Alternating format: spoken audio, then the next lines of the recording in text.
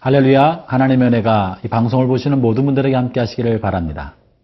열왕기하 4장에서는 격동하는 북왕국 이스라엘 속에서 선지자 엘리사가 어렵고 힘든 삶을 살아가는 몇몇 사람들을 도와주는 특별한 에피소드 3편을 소개해주고 있습니다.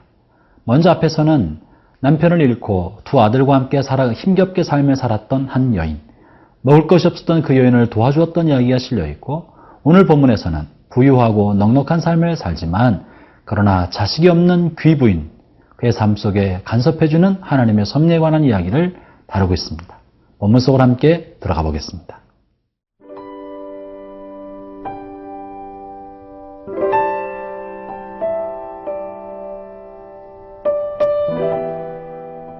열왕기하 4장 8절에서 17절 말씀입니다. 하루는 엘리사가 수넴에 이르렀더니 거기에 한 귀한 여인이 그를 간권하여 음식을 먹게 하였으므로 엘리사가 그곳을 지날 때마다 음식을 먹으러 그리로 들어갔더라. 여인이 그의 남편에게 이르되 항상 우리를 지나가는 이 사람은 하나님의 거룩한 사람인 줄을 내가 아노니 청하건대 우리가 그를 위하여 작은 방을 담 위에 만들고 침상과 책상과 의자와 촛대를 두사이다. 그가 우리에게 이르면 거기에 머물리이다 하였더라. 하루는 엘리사가 거기에 이르러 그 방에 들어가 누웠더니 자기 사환 게하시에게 이르되 이 수넴 여인을 불러오라 하니 곧 여인을 부르매 여인이 그 앞에 선지라. 엘리사가 자기 사환에게 이르되 너는 그에게 이르라. 네가 이같이 우리를 위하여 세심한 배려를 하는도다. 내가 너를 위하여 무엇을 하랴? 왕에게나 사령관에게 무슨 구할 것이 있느냐 하니 여인이 이르되 나는 내 백성 중에 거주하나이다 하니라. 엘리사가 이르되 그러면 그를 위하여 무엇을 하여야 할까 하니 게하시가 대답하되 참으로 이 여인은 아들이 없고 그 남편은 늙었나이다 하니 이르되 다시 부르라 하여 부르매 여인이 문에 서니라. 엘리사가 이르되 한 해가 지나 이때쯤에 네가 아들을 안으리라 하니 여인이 이르되 아니로소이다. 내 주 하나님의 사람이여 당신의 계집종을 속이지 마옵소서 하니라. 여인이 과연 잉태하여 한 해가 지나 이때쯤에 엘리사가 여인에게 말한 대로 아들을 낳았더라. 수넴에 살고 있는 이 여인은 사회적 신분도 높고 또 재정 형편도 넉넉한 부유한 집안의 사람인 것 같습니다. 성경 본문에는 그저 한 귀한 여인으로 소개하고 있는데 사회적 신분과 재산의 넉넉함을 상징해서 말해주는 표현입니다. 엘리사가 이 지역을 지날 때마다 이 귀부인은 엘리사를 정성껏 맞아주었고 그리고 그를 위해서 방도 준비해주고 극진히 봉사하고 섬겨주고 배려해 주었던 것입니다. 본문을 한번 9절 10절을 읽어보도록 하겠습니다. 이 여인이 그의 남편에게 이르되 항상 우리를 지나가는 이 사람은 하나님의 거룩한 사람인 줄을 내가 아노니 청하건대 우리가 그를 위하여 작은 방을 담 위에 만들고 침상과 책상과 의자와 촛대를 두사이다. 그가 우리에게 이르면 거기에 머물리이다 하였더라. 놀라운 사실은 이 여인이 엘리사가 기적을 행한 것도 아니고 말씀을 전하는 것도 아니고 다만 그 동리를 지나간 것뿐인데 그가 하나님의 거룩한 사람이라는 것을 알아보았다는 사실입니다. 어떻게 이 사람을 알아보았는지 성경 본문에는 아무것도 언급하고 있지 않습니다. 다만 하나님의 거룩한 사람인 줄 알아보고 그가 하나님의 사람이기 때문에 정성스러운 마음으로 그를 도왔다는 것이죠. 당시 상황은 어떤 사람입니까? 북왕국 이스라엘은 바알 숭배와 아세라 숭배로, 다시 말하면 우상 숭배로 얼룩졌던 시대였습니다.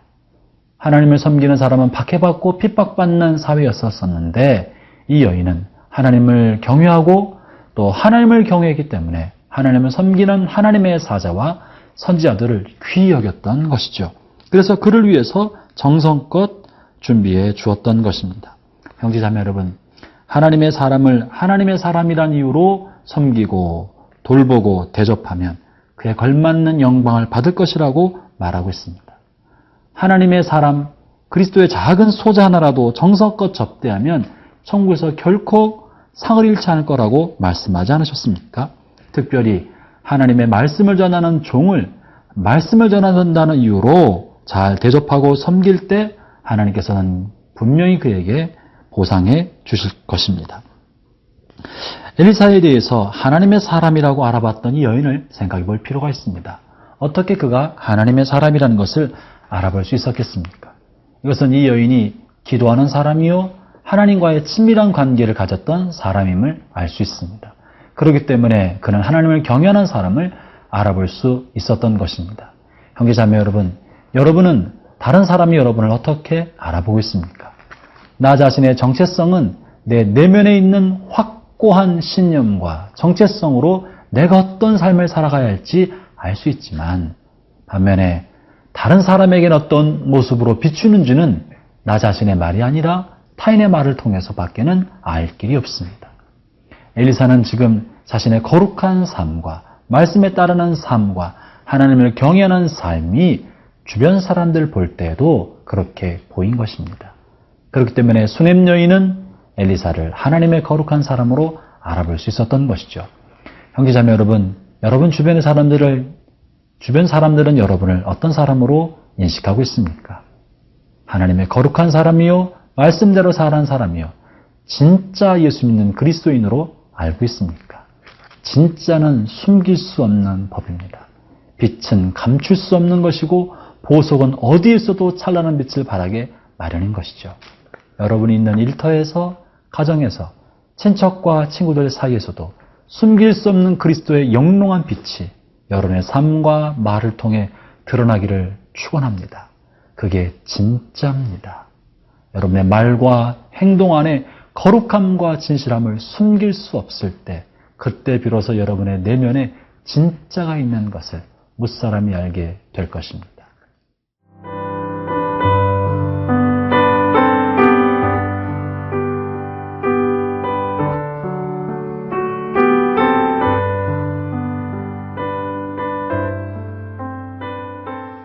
수넴 여인은 선지자 엘리사를 위하여 작은 방을 마련해 주었고 그가 말씀을 묵상할 수 있도록 책상과 의자 그리고 촛대를 마련해 주었습니다. 충분히 그 방에 올라가 하나님과 교제하고 말씀을 묵상하고 기도할 수 있도록 배려해 준 것이죠. 이런 섬세한 배려를 보면서 엘리사는 그 수넴 여인을 위해서 무언가 해주고 싶었습니다. 13절 읽어보겠습니다. 엘리사가 자기 사환에게 이르되 너는 그에게 이르라. 네가 이같이 우리를 위해 세심한 배려를 하는도다. 내가 너를 위하여 무엇을 하랴? 왕에게나 사령관에게 무슨 구할 것이 있느냐 하니 여인이 이르되 나는 내 백성 중에 거주하나이다 하니라. 엘리사가 이 여인을 도와주고 싶었습니다. 왕에게 말해줄까? 혹은 지역 사령관에게 말해줄까? 뭐가 억울한 게 없느냐? 필요한 게 없느냐라고 물은 것입니다. 그런데 놀라운 것은 이 여인의 대답입니다. 이 여인이 뭐라 말을 했습니까? 나는 내 백성 중에 거주하나이다. 나는 내 백성 중에 거주합니다. 이 말이 무슨 말입니까? 나는 내 백성 중에 머물러 있기 때문에 나에게 부족한 것이 없습니다. 억울한 일이 뭐가 있겠습니까? 필요한 게 뭐가 있겠습니까? 백성들 가운데 거주하는 것만으로도 족합니다. 하는 이야기가 들어있는 것 아니겠습니까? 이 여인의 고백은 마치 교회를 향한 성도들의 고백과도 같습니다. 본문을 통해서 우리가 몇 가지를 생각해 볼 수 있는데요. 첫 번째, 이 여인은 공동체 안에서 존중받고 있다는 것을 말해주고 있습니다.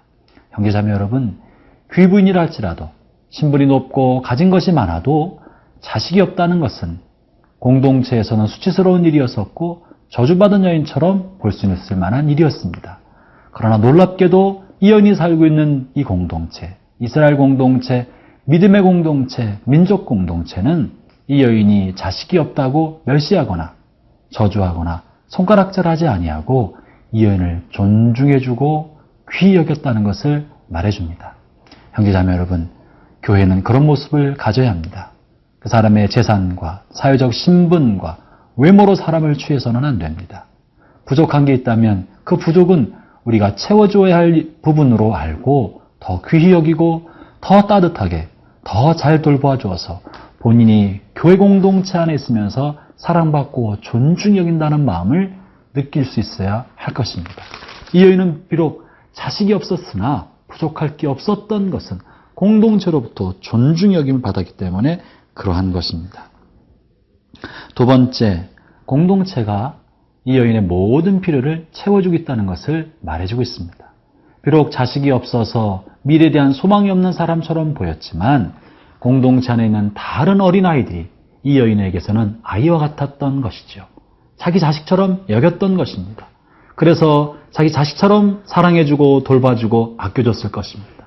그 마을에는 젊은이들과 어린아이들도 이 여인을 어머니처럼 아주머니처럼 귀한 여인처럼 잘 사랑하고 따랐을 것입니다.